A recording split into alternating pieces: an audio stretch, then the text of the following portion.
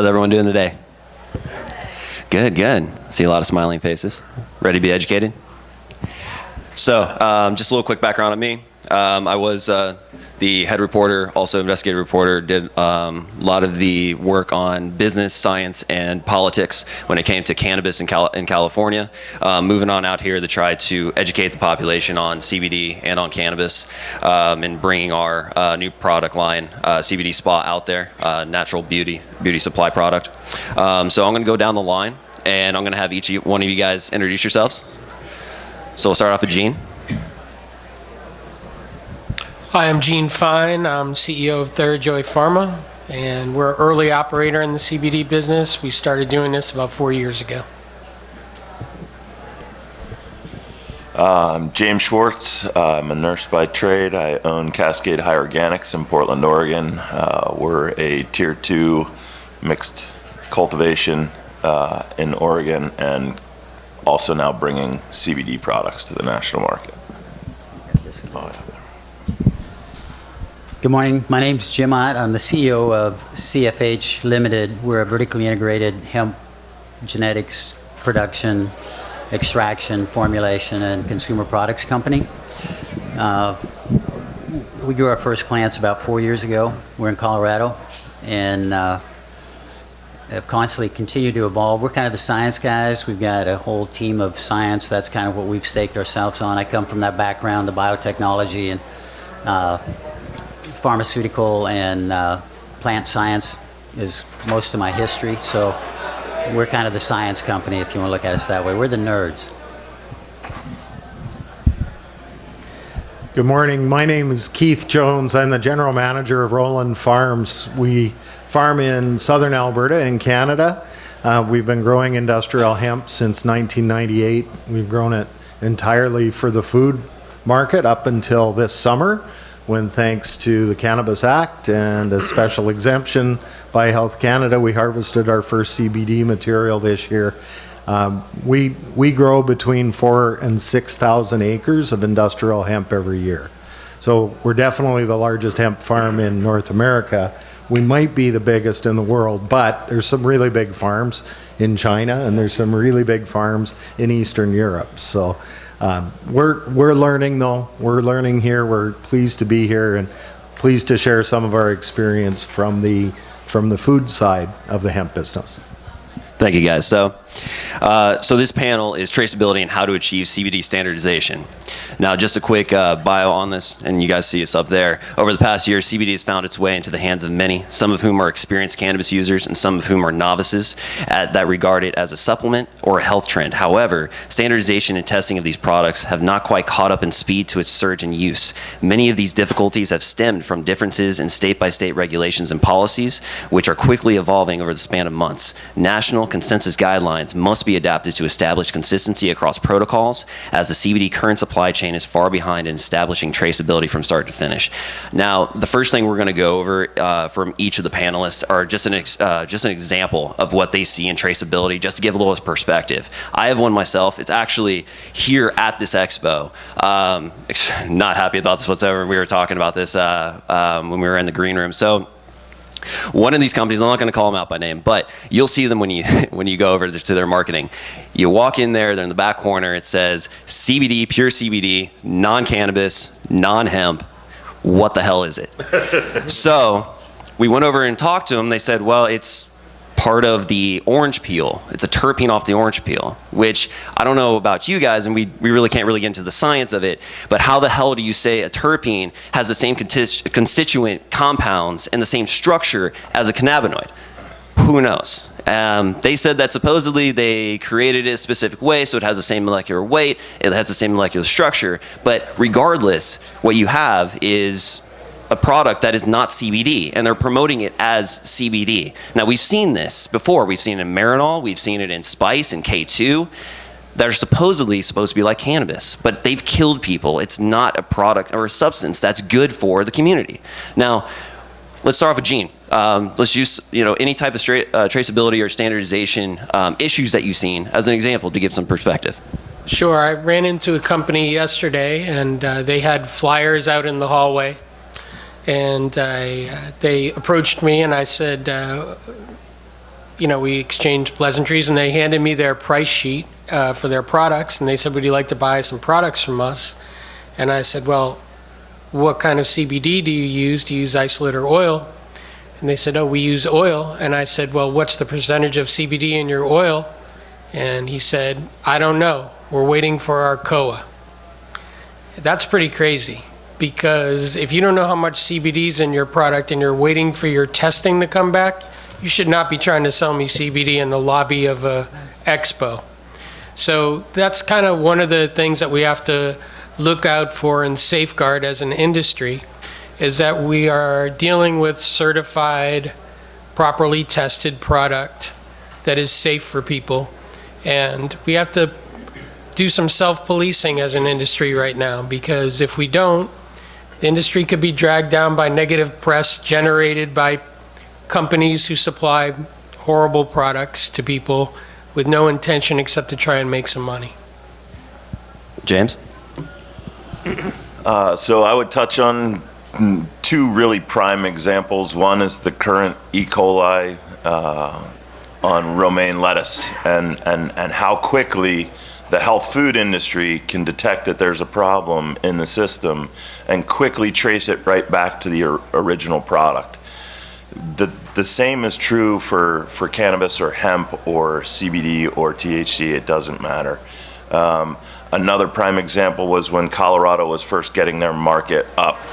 They didn't have testing standards even for pesticides, molds, mildews, that kind of stuff.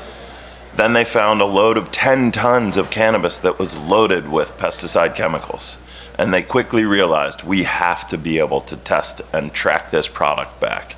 Unfortunately, there's one company right now in the cannabis space that's really monopolizing the space. I think that we should be looking forward right now in the CBD world so that we can have other companies involved in that traceability. Right on. Jim? Well, it's interesting. I think I see a few faces in here that were in my presentation on whole traceability and standardization from the last hour. And I can go on and on about this, and it's one of those things where I go booth to booth and I ask a lot of questions like, do you know where this comes from? What was the source of your CBD? Do you know, was it single source? Did it come from one farm? Do you know what the farm is? Do you have a farm? Do you manufacture? All those kind of questions, and I get a lot of blank stares. And part of what I had shared in the presentation was that the American Medical Association did a study in that they published last November in the Journal American, what's called the JAMA.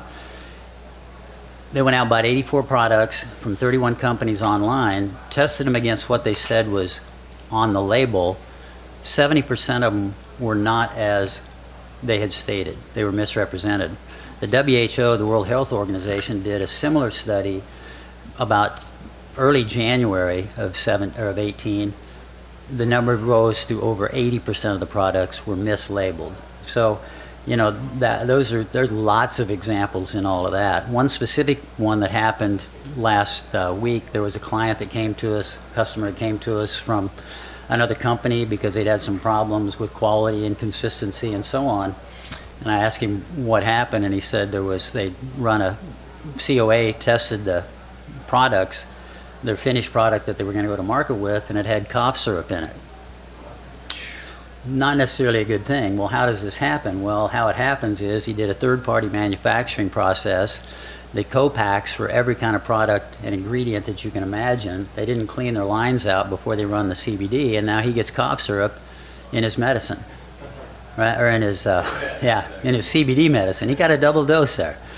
Anyhow, it's that kind of stuff goes on every day, all day long in this industry, and we as individuals, as customers or ingredient buyers or product manufacturers, it's our responsibility to ask these really hard-hitting questions from everybody that's out there exhibiting and everybody you run into.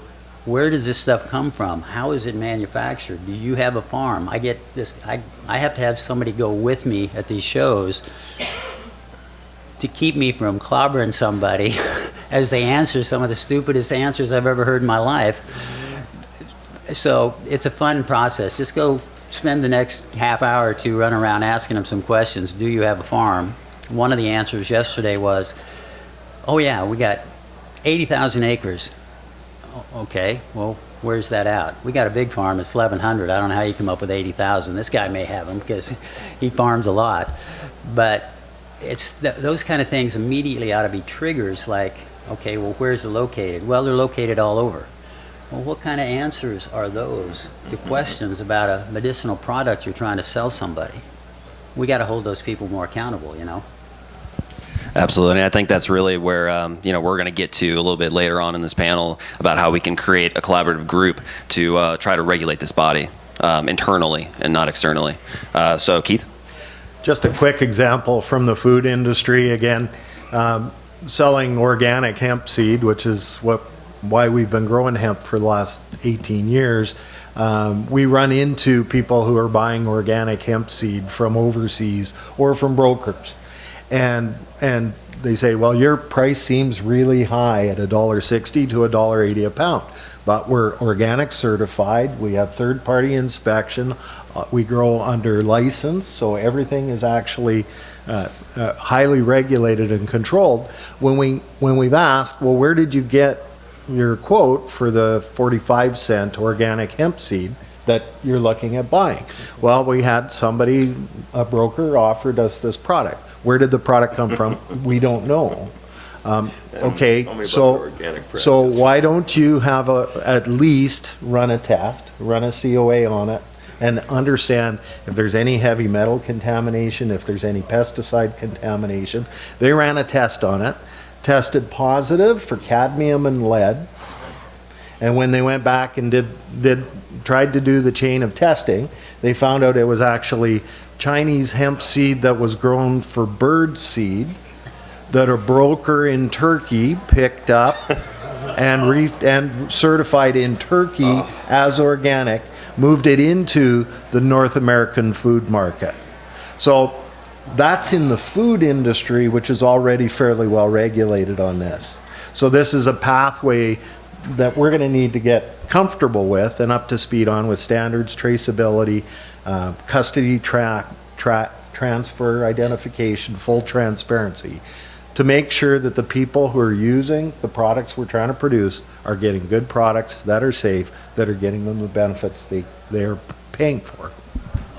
Absolutely, absolutely. So, I think we've pretty much explained why traceability and standardization is pretty important. So I'm going to fly into this other question.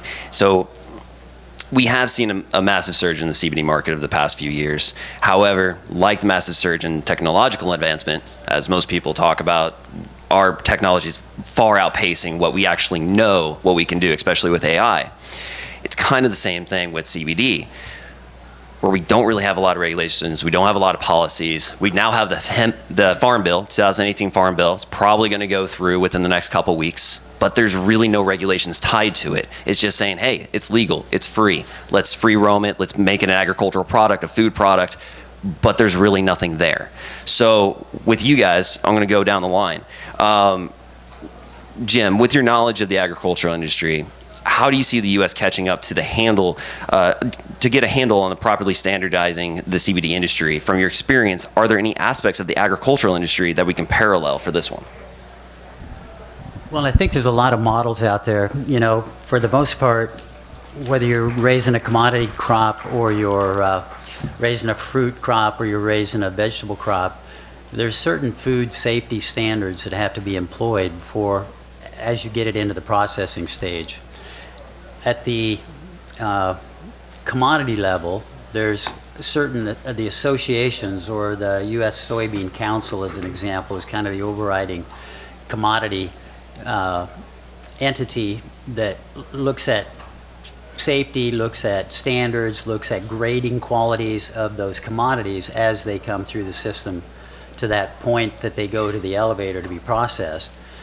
Once they're processed into soybean meal or soybean oil or any of the other compounds that are made from soybeans or from any of the commodities, then the FDA requires food safety standards that go with every one of those steps in the process. So whether you're extracting it, whether you're taking the ingredients and you're making a food out of it, all of those standards exist already in agriculture. It's not like we have to reinvent this wheel in terms of how it's done.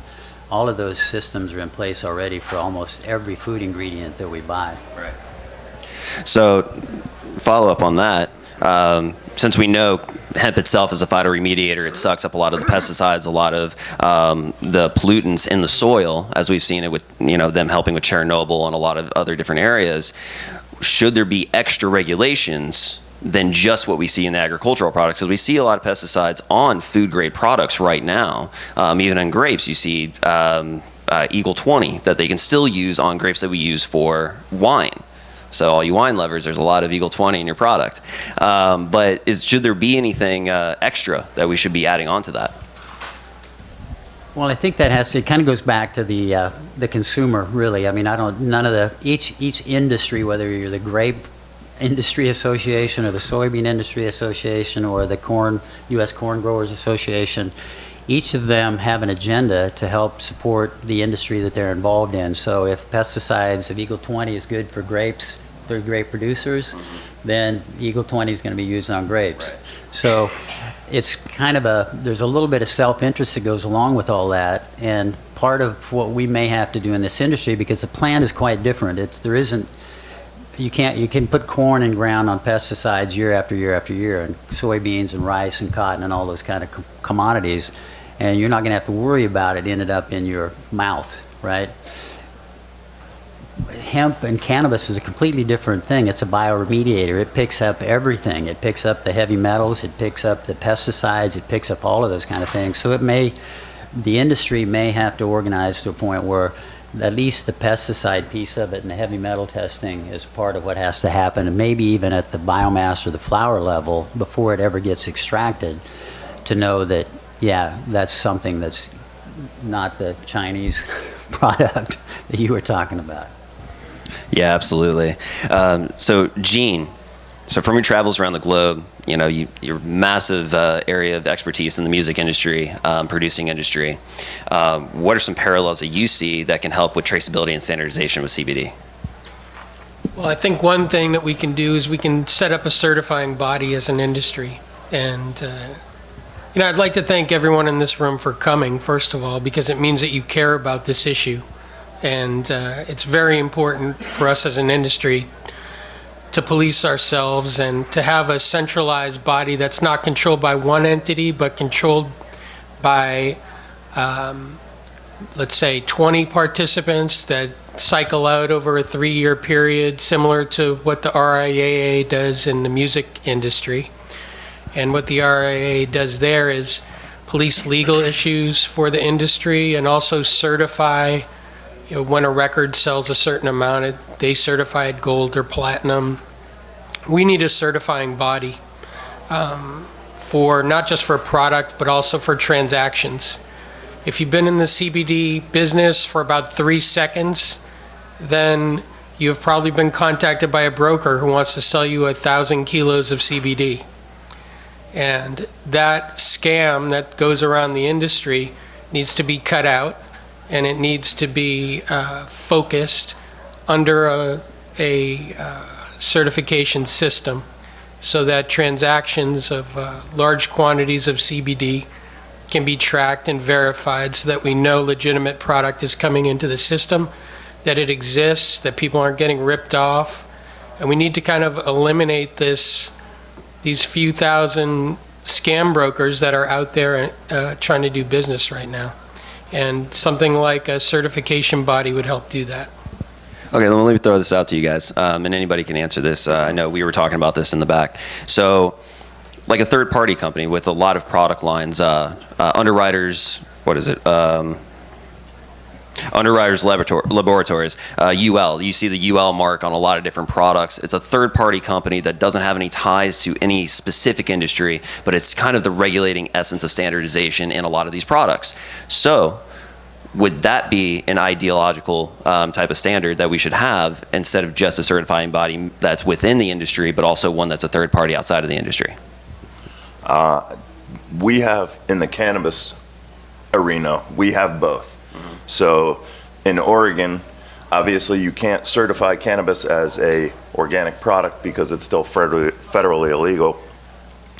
But we have organizations within our state practice. So we have Dragonfly Earth Medicine, which is a certification for organics. We have Clean Green certification, which is a third-party certifier.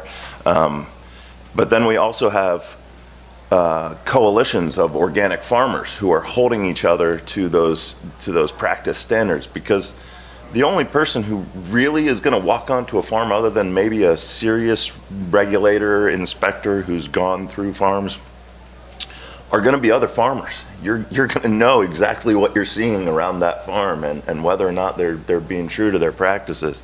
And even, for example, Clean Green certification, they come and check your soil once a year.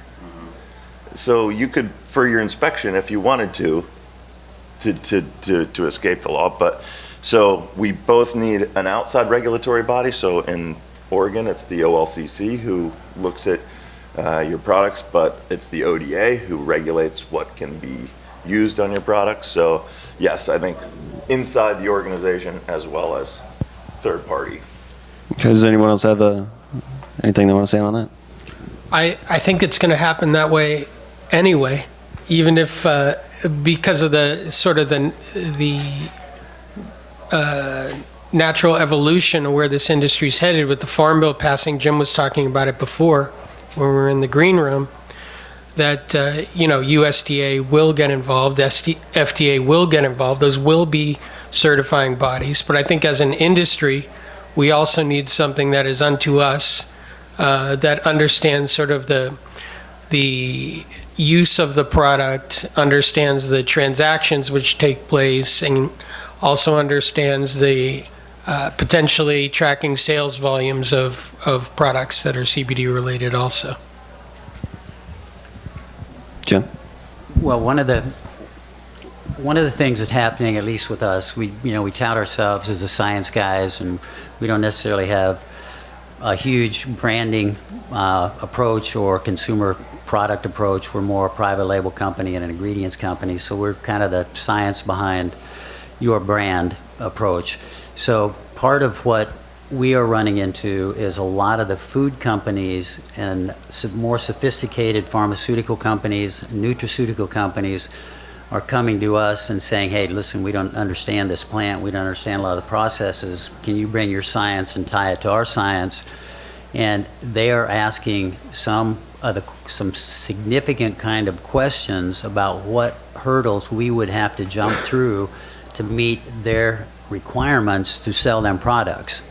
Is it GMP certified? What ISO certifications do you have? Tell me about your processes for formulation and for extraction, and show me the documentation.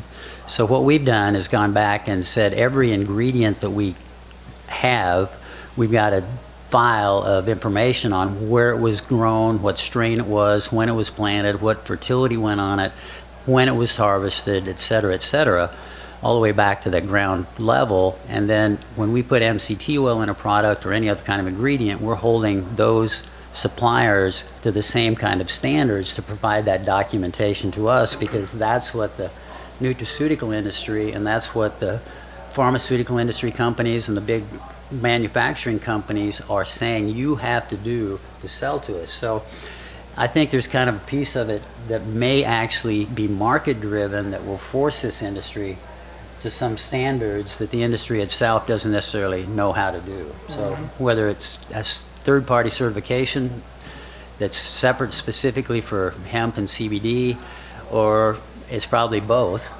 where the demand industry of the more sophisticated companies force us to do that, and certification gives us the credibility that they're looking for to be able to sell to them too. So. And before you hop on, Keith, so in 2016 there was some new documents that were drafted by the FDA for general standards of structure for any type of food grade products, agricultural products. When this passes through the Farm Bill in 2018, make sure you guys are complying to those, because they're going to go directly to that to make sure that your standards are there for your CBD products. So I'm not sure exactly what the name of that is. Do you know? No, I don't. But what I was going to say is just a word to the wise out in the audience. When you are buying CBD and you ask for a COA, certificate of analysis, don't just look at the numbers that are on that COA. You have to also look at the date when that COA was originated and make sure that it matches up. And don't be afraid to call the testing lab and verify it. Because if you're looking at the COA and the numbers are great, but the COA is from last year, then the chances are you're not getting the same product that corresponds to that COA from that supplier. So study your COAs and don't be afraid to call the lab to verify. Absolutely. So Keith, what were you going to say? Just to share some of the Canadian experience and how it might translate, we're over-regulated in Canada. You guys are probably underregulated, and so we're really jealous about that sometimes. But some of the third-party validation and verification that comes out of regulation is really helpful. And right now, for example, we can't provide any of our CBD material as a hemp farmer in Canada to anybody other than a registered licensed practitioner in the medical marijuana space in Canada. That's it. That means, though, that we also have to comply with good manufacturing practice, with a set of certifications that are under development now, but were born from the medical marijuana industry. So have some linkages to requirements for consistent testing, for certificates of analysis. Every lot of material we provided this year to our LP customers had to be tested for pesticides, had to be tested for microbials, had to be tested for heavy metals. And as Jim shared in the last section, that ain't cheap. That's $500 a lot for testing. Now, what that's going to do is build some confidence that those particular products are going to meet an end user quality requirement. One of the things that has been very new in the Canadian context is up until August, hemp farmers couldn't provide this material to medical marijuana facilities. And so the regulators, in trying to understand how to regulate it properly, reached out to the hemp farmers and said, what makes sense? So our industry association, the Canadian Hemp Trade Alliance, actually advised the regulators on what might be reasonable standards as you went from an agricultural production into a food, pharma, and natural health products production. And so by working with the regulators, yeah, there are industry standards, but it's more industry guidance on government regulation that's helping us navigate a pathway. Today, there is no CBD market in Canada other than through a licensed dispensary. So what you see in the room next door, you cannot see in Canada today. It isn't legal today. It probably will be within 12 months. But Canada started from over-regulating, starting hyper safe, and that's built in some standards, specifications, certifications, that down the road we see things developing like an industry-based seal of approval or specifications. For now, the regulation is helping us try to figure out what that pathway is. And I think we see that with the edibles industry in California. They over-regulated that process and kind of constricted the entire market. You don't see a lot of actual legal edible products out there that haven't met the guidelines. And I think they're shooting it because they really don't understand how to dose properly for edibles. And until they figure that out, I think it's going to constrict that type of market. So just so everyone knows in here, I was allotted an extra 30 minutes for this panel. So I'm going to take all of it. So we probably will be here for a little bit, unless you guys don't want to stay. I think we got a lot of great questions here. So I'm gonna hop on to one of the things you guys were talking about. So with the OLCC, that's a great governing body, but just for the state of Oregon. Now, should we do a state-by-state measure where each state is governing themselves, or should we have a national measure that we can actually append to, or something that we can go with? So a couple of things in that as we unpack that. So initially right now in the cannabis space, we're being forced into these state markets, which is ultimately bad for the industry as a whole. We're overbuilding our production side, but those are cannabis issues. There should absolutely be a national organization, because in CBD, you're getting product from hemp from just about everywhere in the world. And you really don't have anybody who's going to be in charge of knowing where that stuff is coming from unless you have a USDA or an FDA, somebody who's a part of regulating that. And I wanted to get back, we skipped over the One Organics question, and I just wanted to touch on that a little bit because, you know, for those of you who don't quite understand, bioremediation means it's pulling all of the toxic chemicals out of the environment that it's around, including right now they're using it at Fukushima to clean radiation out of the soil in Japan. So there can be any number of harmful substances in hemp, and so traceability is going to be just as critical as it is for something like cannabis, and where we want to know, okay, did someone treat their products with Eagle 20 or some really harmful chemical pesticide that in food it's important in and of itself, but you're digesting in the stomach. A lot of CBD is going to be inhalation tinctures that go directly into your bloodstream. And so any contaminants that are on those products are going right into the body. They're not even being digested, and some excreted out through the GI tract. So, yeah. I just wanted to point out that sometimes it's not even nefarious when somebody plants something and it comes back tainted. It doesn't even have to be something that they used on the plant. It can be something that existed in the soil for decades that they had no idea about, but maybe they didn't test their soil before they planted. And some of that could just be heavy metals from the type of soil that you're in, and farmers aren't ultimately choosing to make bad decisions. But, you know, these are medical grade products that we're talking about. When we can separate out the greed of the people who don't give a shit about what they're putting in their CBD, or how they're, you know, totally adding all kinds of carriers that they know are not certified products or whatever. The next thing is the cartridges, and I as a healthcare person, I get on this a lot because people think those vape cartridges are healthy. There are a few healthy cartridges on the market, but you can't buy a cartridge that's not made in China. And so they're using poor quality metals as coils. They're using cotton wicks that are laden with carcinogenic chemicals. I'm diverting a little bit from the topic, and I apologize. No, it's not a problem. But, And since you're vaporizing those, and you're getting heavy metals. Don't think just because you've chosen a vape cartridge that it's a healthy. And also with vape, just so you know, anytime you use vape that has PG or VG in it, research has shown that it starts to degrade esophageal tissue from the very first time you use it. And that's one of the primary components for popcorn lung that isn't really curable.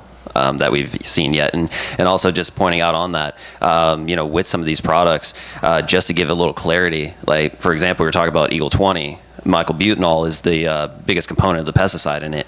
When you light that on fire, when you combust it, it becomes a gaseous cyanide. So just to put clarity on that, those are some pretty bad chemicals that you're putting in your body that we are not regulating or governing at the moment. So Let me just, finish up, because you did kind of specifically ask about the OLCC.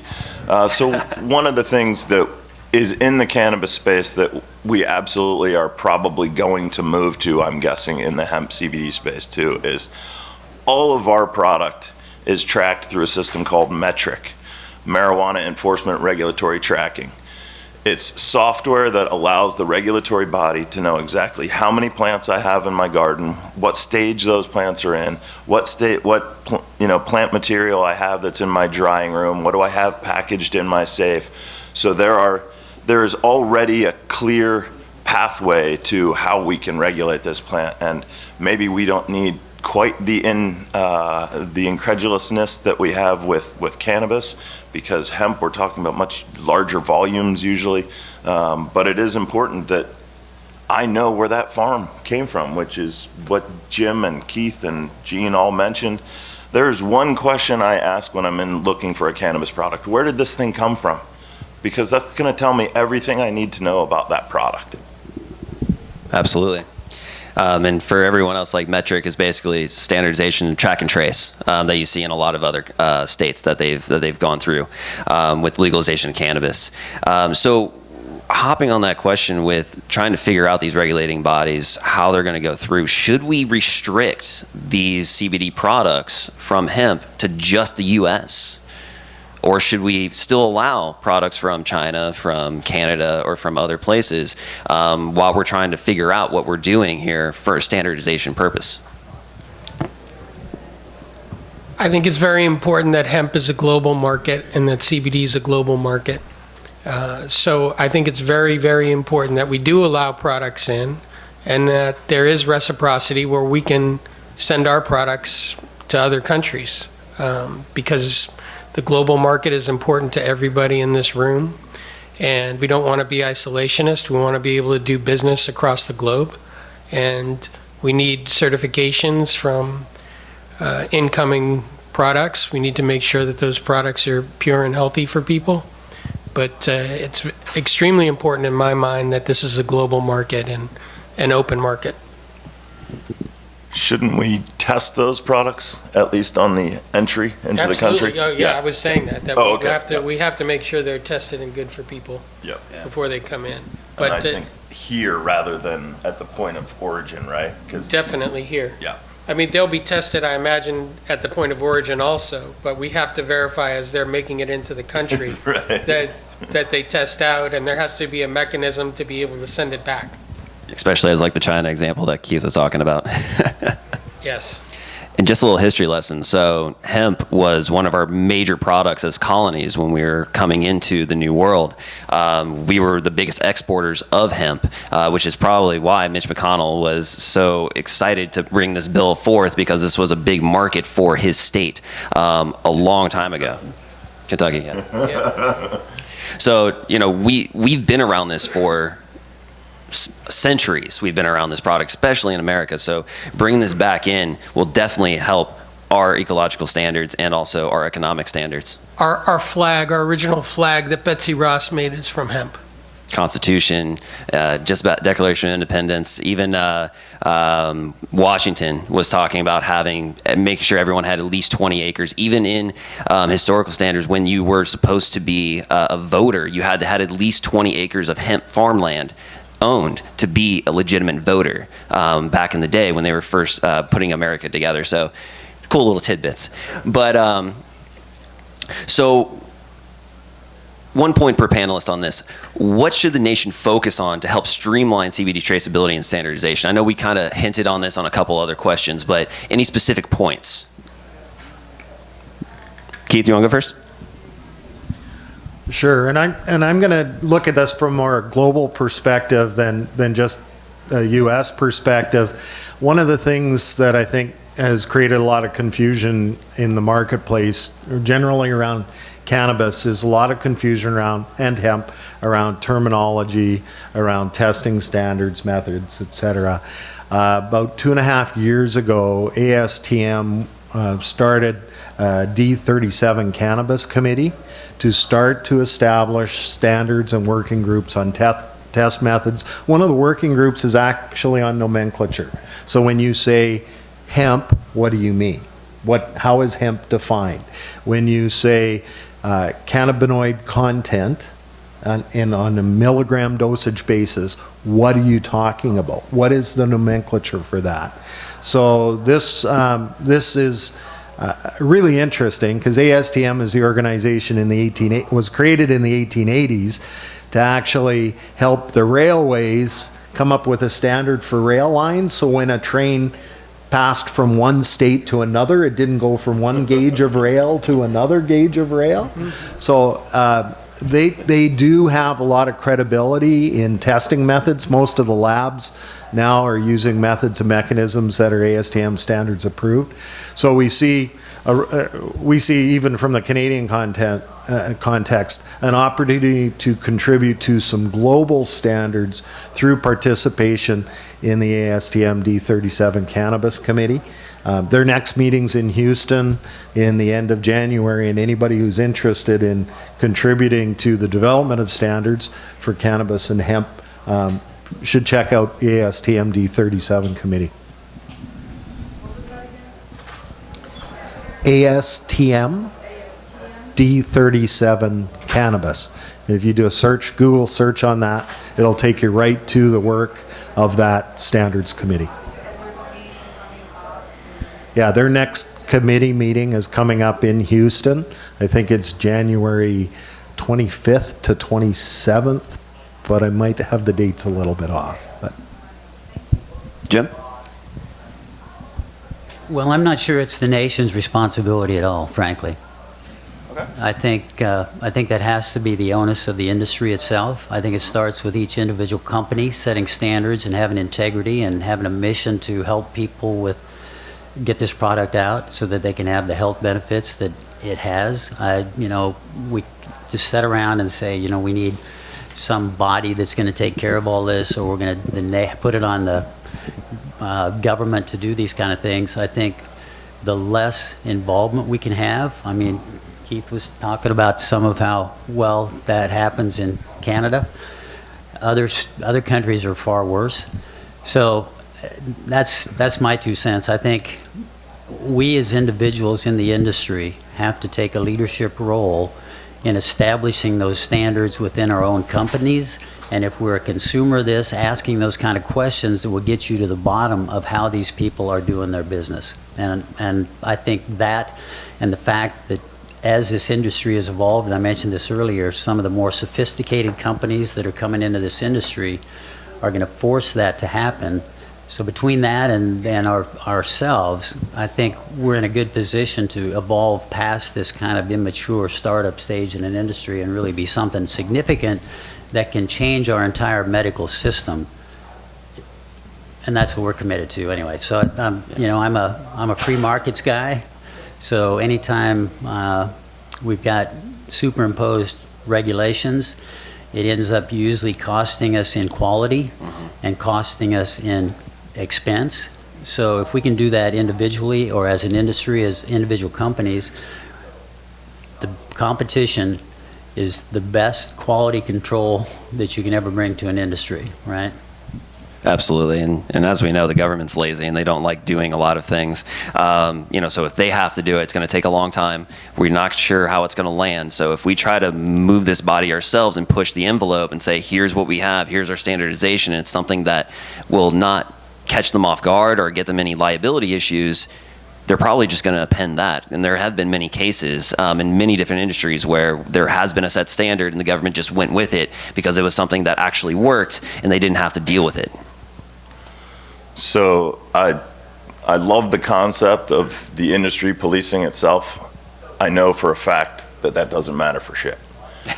And we've seen companies in the upper echelons of biopharma who have taken advantage of that system to the point where we mentioned Bayer and Monsanto in the back. That's just one of many. And so while I want to believe the best for our industry, as someone who comes from healthcare, I've seen us create problems. The opiate addiction that the country's facing that can be treated with CBD and THC compounds, we need to be on that. But as a country as a whole, when we're going to talk about a standardization program, there are lots of examples that we can use that are already currently in place. So, for example, Metric is the tracking software that's in about 5 of the states already.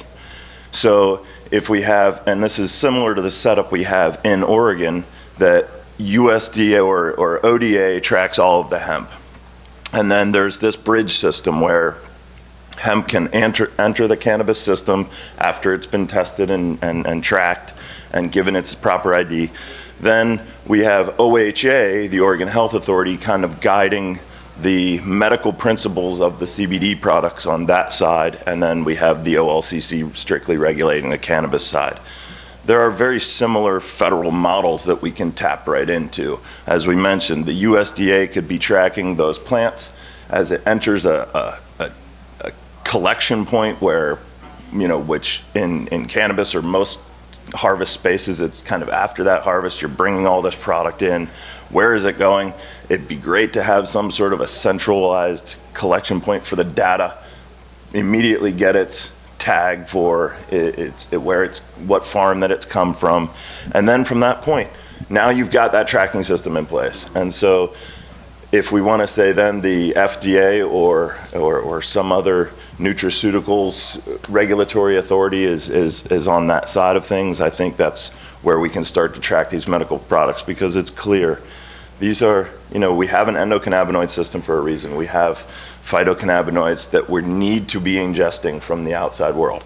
And whether that's in a juice or a CBD tincture, or we need these products in our bodies. So we just have to figure out how to get them safely to the people that want to use them, because they need to be safe.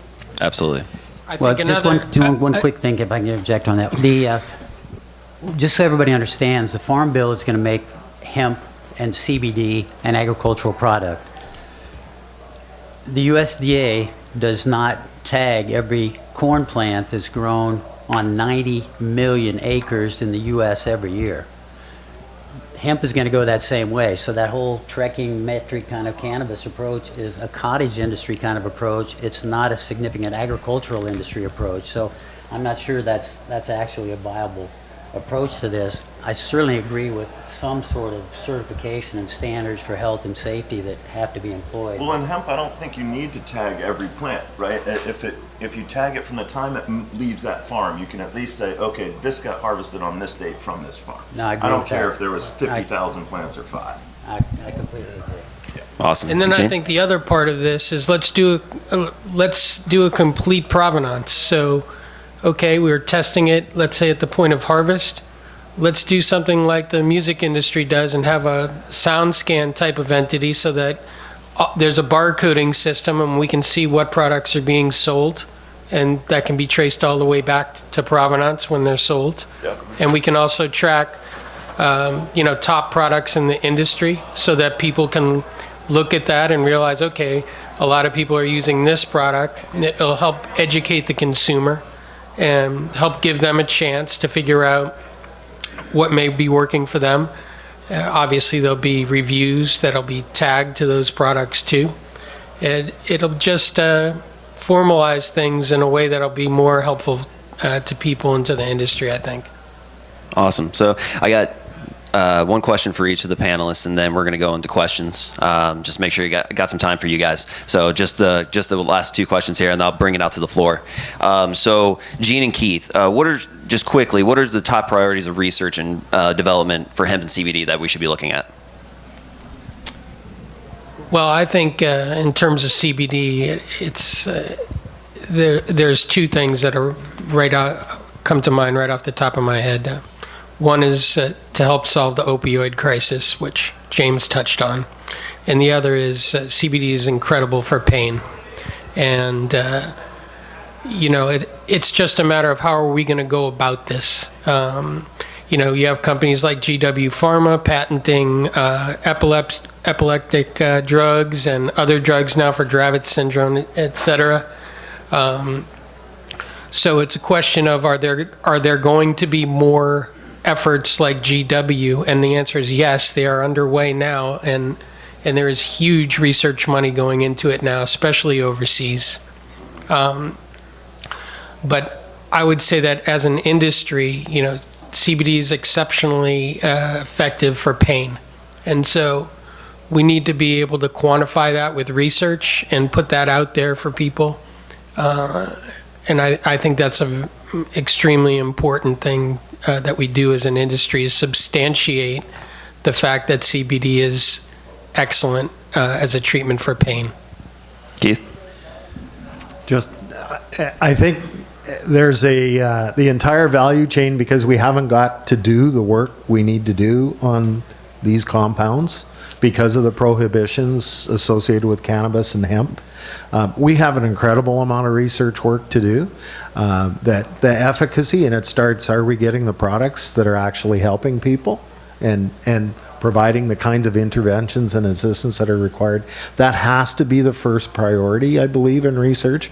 But extending right back across the value chain, there's a whole bunch of work to do. There's a lot of work to do in the genetics of the plants and the species we're growing. There's a lot of work to do in cultivation, harvest, storage practices, proper handling of the materials prior to extraction. They're just an incredible wealth of experience. And that's something we're focusing on because we're growing these crops, we're harvesting these crops, we have to store them until we move them to an extractor to make these great CBD products. And there's a whole series of other research priorities. And extraction itself is completely unregulated right now. There's no standardization for cleaning machines. There's nothing basically out there right now. And that needs to be drastically improved for our industry. Even testing regulations, like even testing's not really regulated that much. It's a state-by-state basis, really, and you know, people shop all the time for different results. So last question for Jim and James. So how do you guys see the standardization and traceability for CBD panning out in the next 5 years? You know, we talked a lot about hypotheticals and what could possibly be. What do you actually see happening? And does it seem feasible in this political and social climate? So I'm going to touch on just a few things real quick. So that pharma number in the states that had medical cannabis, pharmaceutical companies lost $186 million in revenue. That's just touching on the opiate crisis and how we can be treating that. So the other thing is to organics and traceability. Glyphosate, which was in 2015 prohibited in European products, was allowed twice the concentration here in the United States at the same time. So we can't necessarily rely on industry people, regulatory people. We have to collectively do it. And so I think that starts with, we have systems in place already in agricultural products, whether it be tobacco, tomatoes. There are base level kind of traceability programs. We just have to add in that piece that brings a new farmer to that collective.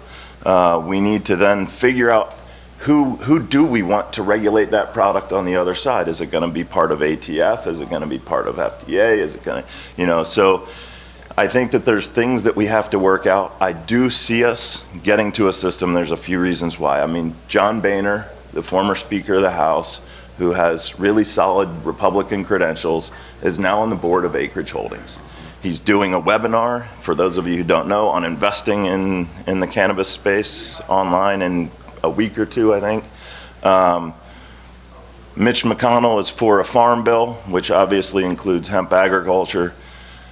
Many Republicans who are coming from cannabis states now are supporting a program. So we're going to see federal movement. I think all of the signs from Trump's Department of Health to the alcohol industry is starting to show promise because they've started to recognize that this is a cat you can't put back in the box. With all that said, we have to trace these products. There should be a base level standardization for any product that we're going to call a nutraceutical type of product. That's all there is to it. Yeah, and Acreage just did a major investment. Like, what was it, like a $1 billion investment or something? It was a California company, I think, right? Yeah, $1.6 billion. So keep on track for Acreage Holdings. They're trying to take over a lot of things. Jim, did you have any extra things? Well, it's just the same over the next 5 years. I mean, the industry is going to change significantly. The companies that are sitting on the sidelines waiting for the clarity around CBD to be descheduled, or whether being scheduled or descheduled, with it being descheduled and becoming a food ingredient. We sponsored the CBD West, or CBD Supply Side West Expo in Vegas about 4 weeks ago. There were 400 of these industry companies, paid $400 a piece to set in this workshop to understand how do we get involved in CBD. Those companies are going to demand the same kind of standards that we have for all other food ingredients, and this thing is going to change significantly. If you're in the business today, just get prepared, get your documentation, figure out how to put traceability into your own company, and you'll be in a position to participate in that.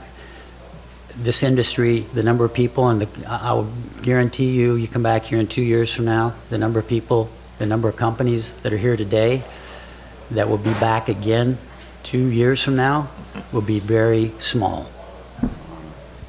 Yeah, basically moral of this panel, just be proactive.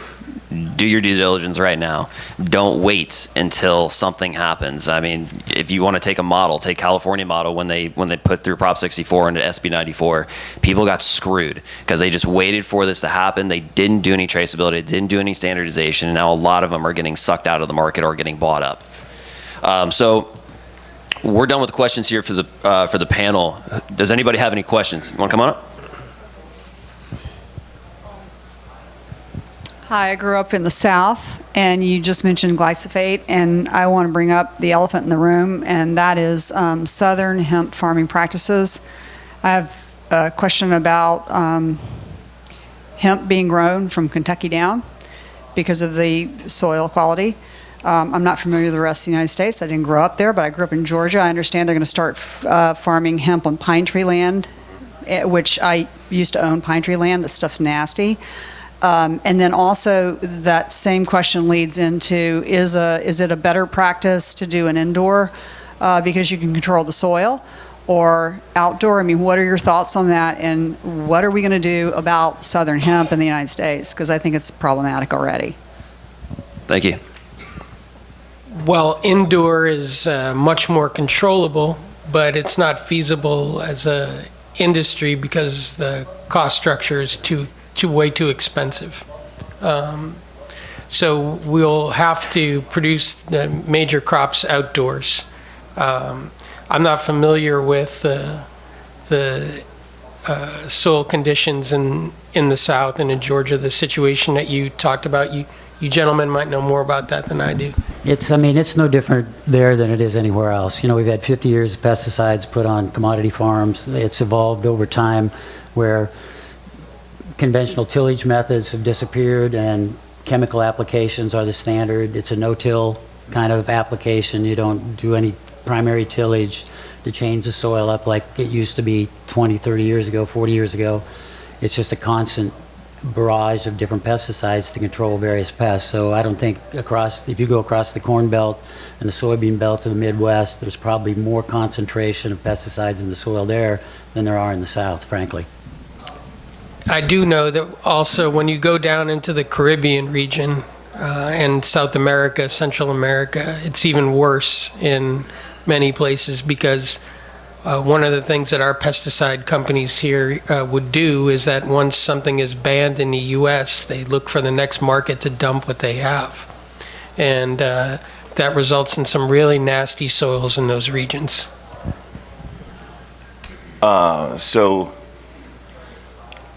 Oh my God, I just totally lost my train of thought. Oh, you know what? Wait. Let me just say something. I'll give you an example. I was in the Dominican Republic and I was very excited because I was testing some soil and the pH came out at 7.6 and I thought this is fantastic. And then I picked up the soil and I rubbed it on the inside of my arms because I wanted just to see, you know, what it would be like because the soil when I touched it didn't feel right to me. I've been around farms since I was a kid because my aunt and uncle owned a potato farm up in Maine.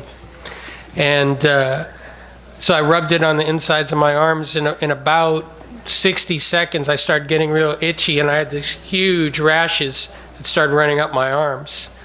And that soil was incredibly contaminated when we had it tested. So beware. So to your question, it's an agricultural product that we're almost going to certainly have to farm outdoors. As we mentioned, the cost structure, we have put in a light assist, light depth greenhouse, which for us in the cannabis space has been remarkable in terms of its cost effectiveness. It still costs us about $500 to produce a pound. And right now, the economics in Oregon are, I'm selling that pound for $500, so I'm not even making money. But in hemp biomass, you're purchasing anywhere from $10 a pound up to, maybe a few dollars if it's super high quality, in terms of a couple hundred. So the cost structure is going to have to be an outdoor product. You also touched on the meaning of why those organics are so important. Soils that can have anything in them, and this plant is going to especially suck it up. And so you should do some sort of controlled soil, or at least be very aware of what's in your soil. And even when you look at organic production, so it takes 3 years to have land certified for standard organic production. If that land had been farmed conventionally, very intensively, it may still not be suitable for organic hemp production because hemp is such a great bioaccumulator.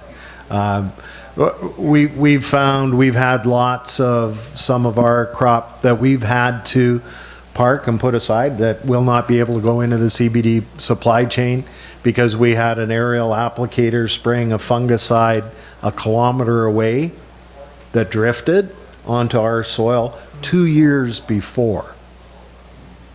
And so that fungicide came up and the COA tested positive.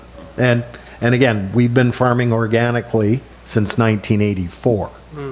So organic is part of the solution. It's not the only solution though, given how great a cannabis plant, whether it's a hemp plant or a high THC plant, is at bioremediation and bioaccumulation. And it depends on its use, right? I mean, you could make paper and ropes and bricks and everything else out of stuff that we contaminate.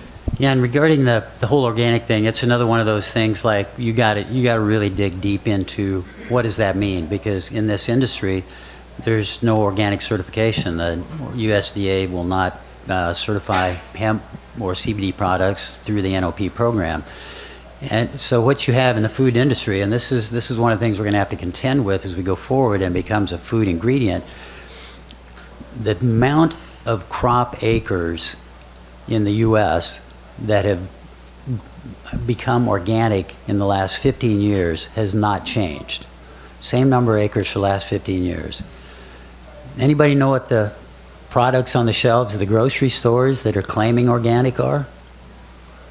Almost 50%. Now, where did it all come from?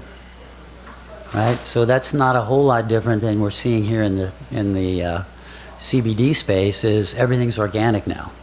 And the other thing is regarding organic is that organic from outside this country frequently gets certified by an entity called BioAgriCert that is loose, very, very loose.